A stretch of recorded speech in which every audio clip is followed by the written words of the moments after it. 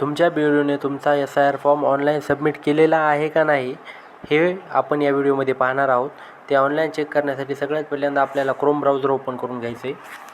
Chrome browser open झाल्याच्या नंतर पहिल्यांदा आपल्याला इथं सर्च करायचं आहे वोटरला सर्च केल्याच्या नंतर आपल्या पुढे एक साईट येईल, पहिलीच साईट येईल. या साईटला ओपन करायचे. ही साईट ओपन झाल्याच्या नंतर आपल्या पुढे एक नवीन इंटरफेस ओपन होईल. तिथे एक आपल्याला ऑप्शन मिळेल फिल इन्युमरेशन फॉर्म म्हणून. मित्रांनो, त्याआधी जर तुम्ही या साईटवर लॉग इन नसाल तर आधी लॉग इन करून घ्या. तुमचं अकाउंट जर नसेल तर साइन अप करून अकाउंट बनवून घ्या. आणि जर अकाउंट जर असेल ऑलरेडी तर लॉग इन करून घ्या. मी ऑलरेडी लॉग इन केलेले. लॉग इन केल्याच्या नंतर फिल इन्युमरेशन फॉर्मला ओपन करायचे. फिल इन्युमरेशन फॉर्मला ओपन केल्याच्या नंतर तुम्हाला तुमचं स्टेट निवडायचं आहे. स्टेट निवडल्याच्या नंतर तुमचा इथं इपिक नंबर टाकायचा आहे.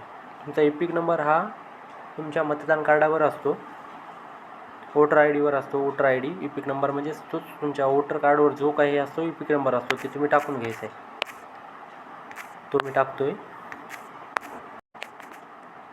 टाकल्यानंतर तुम्हाला सर्च करायचं आहे. इथं तुम्हाला दिसेल खाली your form has been already submitted. मला जर असं दिसत असेल तर या ठिकाणी तुमचा SIR फॉर्म ऑनलाईन भरलेला आहे किंवा ऑनलाईन सबमिट केलेला आहे तुमच्या BLOने. तुम्हाला काही काळजी करायची गरज नाही.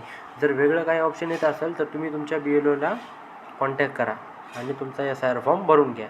धन्यवाद मित्रांनो. अशाच माहितीपूर्ण व्हिडिओसाठी आपल्या चॅनलला लाईक, शेअर आणि सबस्क्राईब करायला विसरू नका मित्रांनो. धन्यवाद. थँक्यू.